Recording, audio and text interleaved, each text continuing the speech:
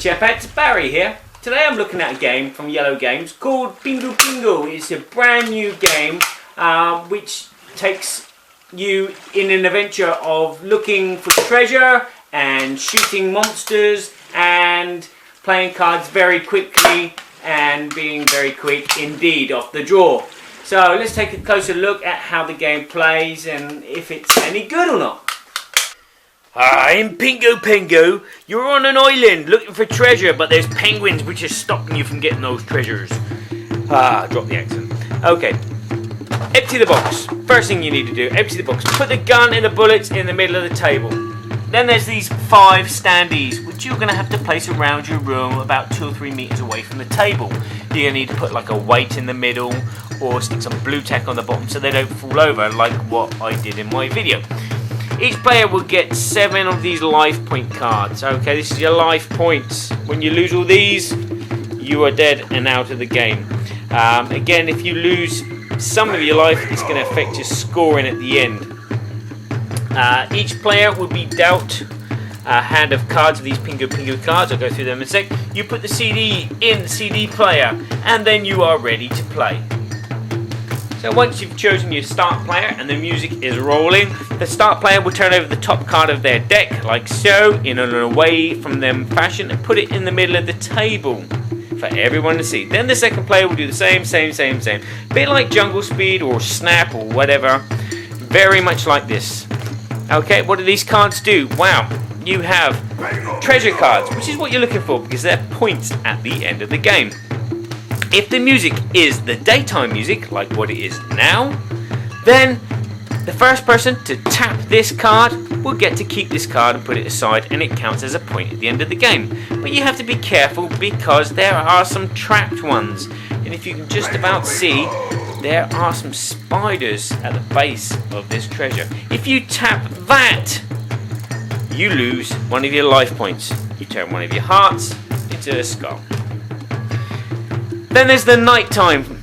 If the nighttime music is playing, like what it is now, it's the same thing. If you're the first person to tap on the treasure, you get to take the treasure as a point, but if you tap on a trap, you lose a point. Again, if you tap on the daytime when it's nighttime, you lose a point. There's different types of treasure, so there's the pineapples with spiders and without, daytime, and then you have treasure chests with a snake at night time and daytime too, and then you have these camp cards. Okay, you can go and steal cards and treasures from other players. Again, they have a nighttime and a daytime, and it's the first person to tap on it which will get the power. That power is to steal 2 treasures from another player. As you can see, there's no guard at this camp, but on this camp there is a guard. If you tap a camp and there's a guard, or if you tap at the wrong time of day, you lose a life point, like so. Then there's a set of these orange bordered cards, which are action cards. So if you're the player that turns this card, you then have to take all the cards which have been played and distribute them to all the other players before the CD soundtrack says Pingu Pingu. If you manage not to do it, you have to lose a life point. If you do it, game continues as normal. You have the charging bear which is coming at you. What you do is you grab the pistol, you charge it, and then you shoot at the charging bear target. If you miss, you can keep going until you hit it, but if Pingo Pingo is shouted out from the CD, you lose a life point and then gameplay continues. Then you have the space Pingu. Okay, what you have to do in this is you will have to run all the way over to wherever the ship is, touch it, and then run back to the table, grab the gun, load it up, and then shoot the space penguin before it goes Pingu Pingu, otherwise you lose a life point. Then you have the bridge, the suspended bridge, which is collapsed. What you have to do is you have to run from one of these suspended bridges to the other one. And all before Pingu Pingu is said. You noticing the pattern? It's something different. It's the monkey sorcerer. All you have to do is be the first person to tap this, and you will turn one of your skulls back into a life point. That's the game. And the game is finished. You look at how many life you have left, how many hearts you have left, and you look at your treasure. You count up your treasure, and for each life that you have, you can save 3 treasures. So I have 1, 2, 3 for that one, 1, 2, 3 for that one. I've got 2 left. So my score is 6. I don't score 8. If I had 1 more heart, then yes, I could have scored 8. And obviously, if I had more hearts and more treasure, I could have scored more. So basically for each heart that you have, you can only keep 3 of your treasures. The one with the highest score is, as they say, the winner.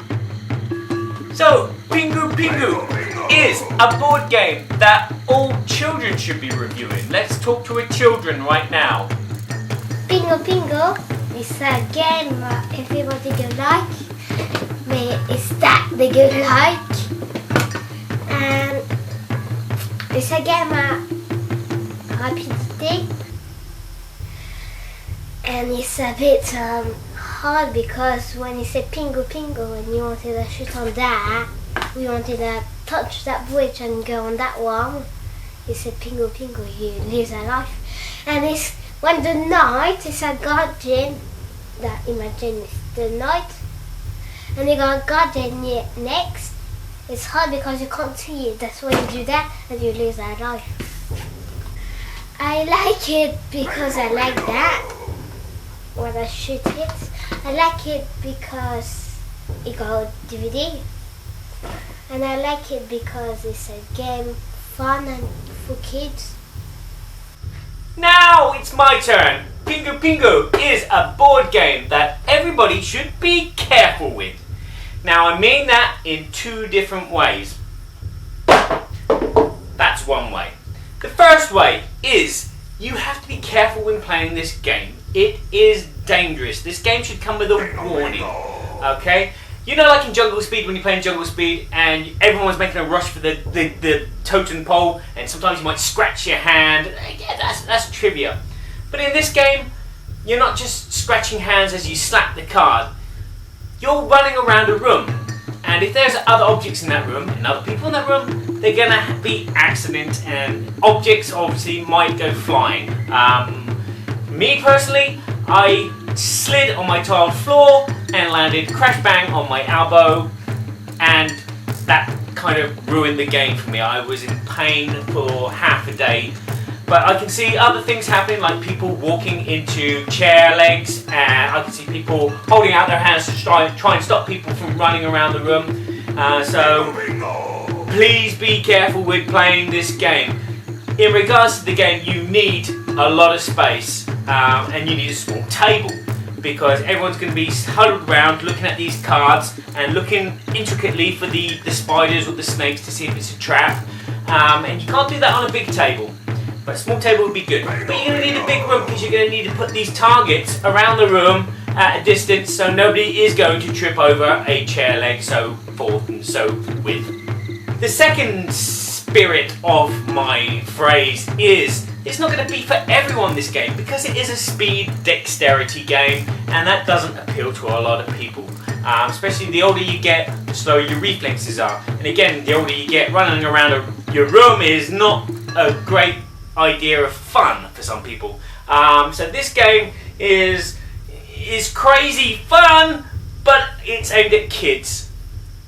There's a lot of luck involved with the cards. There's a lot of observation where you're trying to look for the small details in the cards, and then obviously there's the speed of tapping the card. And again, there's the humour with it. You tap it and you get damaged and you lose a couple of points. But that's it. The game plays better with more players. If you're playing 2 players, it's if you play with 5 players, it's cool, fun. Again, if the players are all kids, it's great fun for the kids. It's not so great for the adults. You might be, as an adult, you might enjoy it as like a party game, drinking game, whatever. But nah, not for me.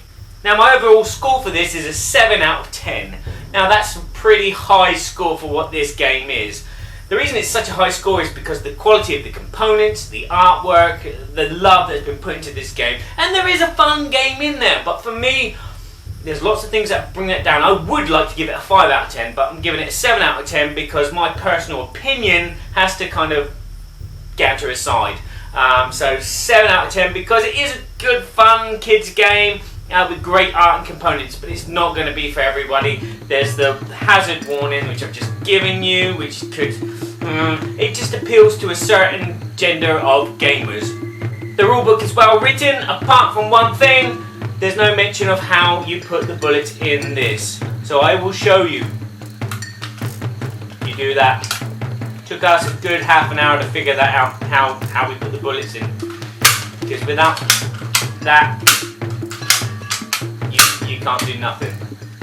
The game is 15 minutes long, so if you play it the once, it's only 15 minutes of your life, it's not the end of the world. But it's 15 minutes of fast, racy fun, so if that thing appeals to you, this game's for you. Until next time, play nice with your dice, because you only roll them thrice.